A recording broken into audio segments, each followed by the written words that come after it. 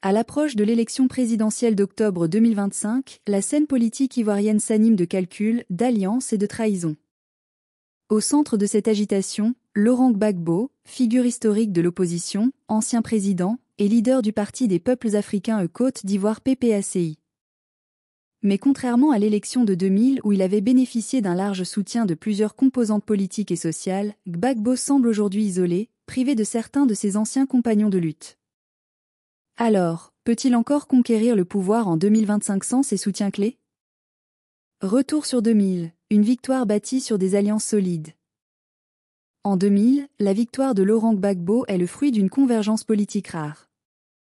Il bénéficie non seulement du soutien de son parti, le FPI Front Populaire Ivoirien, mais aussi de nombreux mouvements syndicaux, de la société civile, et même de figures militaires et politiques qui voulaient tourner la page du régime Houphouët-Boigny Bédié. À cette époque, le général Robert Guéhi, qui dirigeait le pays, avait tenté d'imposer sa victoire, mais une révolte populaire combinée à une dynamique électorale solide avait propulsé Gbagbo au sommet de l'État.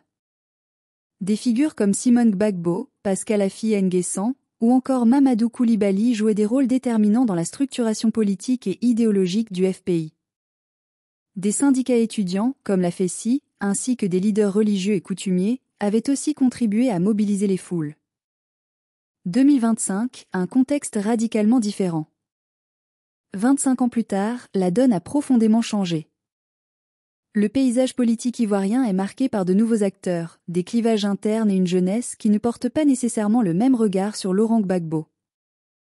Aujourd'hui, le fondateur du PPACI n'a plus l'appui de plusieurs piliers de son ancien système. Simone Évêque Gbagbo, ex-première dame et figure charismatique du FPI, a fondé son propre parti, le MGC Mouvement des Générations Capables, avec une stratégie autonome et parfois critique envers son ex-époux.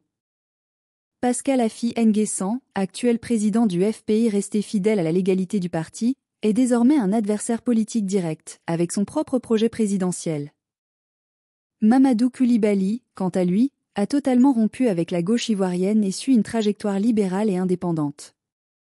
La FESI, autrefois moteur de mobilisation pro-Gbagbo, est aujourd'hui divisée, infiltrée par différents partis et bien moins influente qu'auparavant. Ainsi, Laurent Gbagbo se présente à l'élection de 2025 avec un appareil politique relativement nouveau, le PPACI, fondé en 2021, qui peine encore à couvrir l'ensemble du territoire avec la même efficacité que le FPI à l'époque. Malgré ce tableau, il serait prématuré de conclure que Gbagbo est hors course. L'ancien président conserve une popularité importante dans de nombreuses régions du pays, en particulier dans l'ouest sa région natale, certaines zones du sud et de l'intérieur du pays.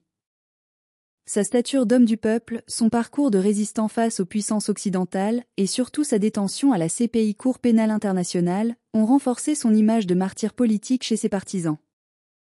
La mobilisation lors de son retour en Côte d'Ivoire en 2021 est un indicateur fort de sa capacité à toujours susciter l'enthousiasme. Il conserve également un fort capital affectif chez les populations rurales, souvent déçues par la mondialisation néolibérale et les gouvernements successifs. Cependant, Gbagbo n'est plus l'homme de 55 ans de l'an 2000. Il aura 80 ans en 2025, et bien que cela ne soit pas rédhibitoire, Alassane Ouattara aura 83 ans s'il se représente, l'âge peut jouer sur sa perception chez les jeunes électeurs. En outre, sa stratégie actuelle semble trop centrée sur sa propre personne, avec peu d'ouverture vers les autres forces politiques opposées au RHDP, Rassemblement des Houphouëtistes pour la démocratie et la paix. Or, sans coalition, difficile d'envisager une victoire au premier tour, et encore moins au second tour, surtout dans un contexte où l'électorat est éclaté entre le RHDP, le PDCI rénové, le MGC, le FPI d'Affi, et de nombreux candidats indépendants. La base électorale traditionnelle de Gbagbo, les anciens militants du FPI, est aujourd'hui divisée entre plusieurs obédiences politiques. D'un côté, les pro-PPACI tentent de construire un nouvel appareil militant, mais sans les anciens relais maires, députés, syndicalistes historiques, cela prend du temps. De l'autre, la jeunesse urbaine n'a pas grandi avec Gbagbo, et se montre plutôt attirée par de nouveaux visages comme Jean-Louis Billon, Simone Gbagbo, ou même Tidjane Thiam. De plus, l'électorat musulman du Nord, longtemps perçu comme hostile à Gbagbo en raison des stigmates de la crise post-électorale de 2010 à 2011, reste difficile à conquérir sans un message clair de réconciliation et d'inclusion nationale. Enfin, il ne faut pas négliger les éléments exogènes. La situation sécuritaire au Sahel, les tensions sociales internes, chômage, inflation, inégalités, ainsi que les possibles divisions au sein du RHDP, pourraient créer une fenêtre d'opportunité inattendue. Si le parti au pouvoir entre dans une crise de succession, ou si une crise politique éclate autour de la candidature d'Alassane Ouattara ou de son dauphin désigné, le paysage pourrait se réorganiser, offrant à Gbagbo une chance de jouer les arbitres.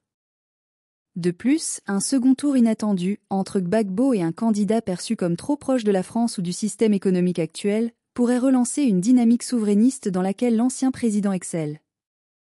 En conclusion, sans ses anciens alliés, Laurent Gbagbo devra miser sur sa capacité à fédérer de nouveaux soutiens, notamment auprès de la jeunesse, de la diaspora et des classes populaires en quête de changement.